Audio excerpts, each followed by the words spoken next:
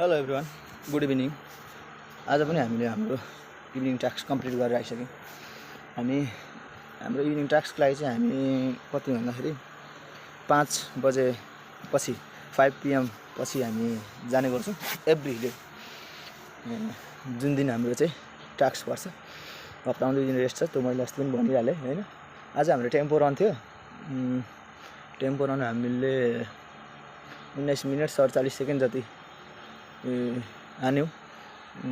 Tempo run चाहिँ 20 देखि 40 मिनटसम्म गर्नुपर्ने हो आफ्नो म्याक्स स्पिडमा होइन। तर हामीले चाहिँ 19 मिनट 47 सेकेन्ड हान्यौँ। आजको टेम्पो रन बिस्तारै बढ्दै जान्छ, इम्प्रुभ हुँदै जान्छ विकली। टेम्पो विकमा 1 दिन पर्छ, बिहिबार पर्छ जहिले पनि। र अरू इभेन्टहरू अरू डे बाई डे फरक पर्ने गर्छ। र भोलि फ्राइडे, भोलि हाम्रो रेस्ट डे हो, भोलि फुल्ली रेस्ट डे हुन्छ। आज हामी 4 जना थियौँ, म र भाइ बहिनीहरू थियो अरू 3 जना। ठिक छ, अरू बिचबिचको भिडियोहरू म यहाँ अहिले क्लिप हालिदिन्छु 1-2वटा, हेर्दै गर्नु होला। भिडियो पनि हेर्दै गर्नु होला र रनिङ गर्दै गर्नु होला, हेल्दी हुनु होला र खुसी हुनु होला। Thank you so much. Hello everyone, आज चाहिँ हाम्रो टेम्पो रन थियो फर्स्ट डे। हाम्रो भाइ बहिनीहरू त्यहाँ अगाडि एउटा भाइ छ। आज हामी 4 जना मात्रै छौँ। हाम्रो टेम्पो रन चाहिँ 20 देखि 40 को हो।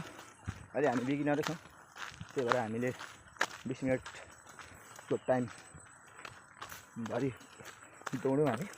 टेम्पो भनेको चाहिँ अलिकति फास्ट, सामान्यभन्दा अलिकति फास्ट हुनुपर्छ। नाकबाट मात्रै होइन, मुखबाट पनि सास जानुपर्छ। त्यतिखेर चाहिँ हाफ हुनु पऱ्यो। त्यस्तो खालको आफ्नो चाहिँ म्याक्स लेभलमा पुग्न खोज्ने 20 मिनटमा त्यस्तो हुन्छ। आज हामीले 20 मिनट पुगिसक्यौँ। यो बाटो आइरहेछौँ। अब यो बाटोबाट फर्केर चाहिँ यो 9.5 किलोमिटरको रुट हो।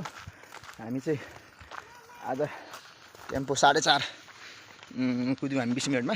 हल्का थोरै सामान्य उकालो पनि थियो यो रुट चाहिँ। अब हामी झर्दाखेरि चाहिँ हल्का ओह्रालो थाहा नपाउँदो खालको छ। त्यही जाँदैछौँ फर्किँदैछौँ। ठिक छ। अब यहाँबाट हाम्रो लगभग 4.5 किलोमिटर लाग्छ। 4.5 किलोमिटर चाहिँ हामी वकमा जाँदैछौँ। यो भिडियो हेर्दै गर्नु होला। Thank you.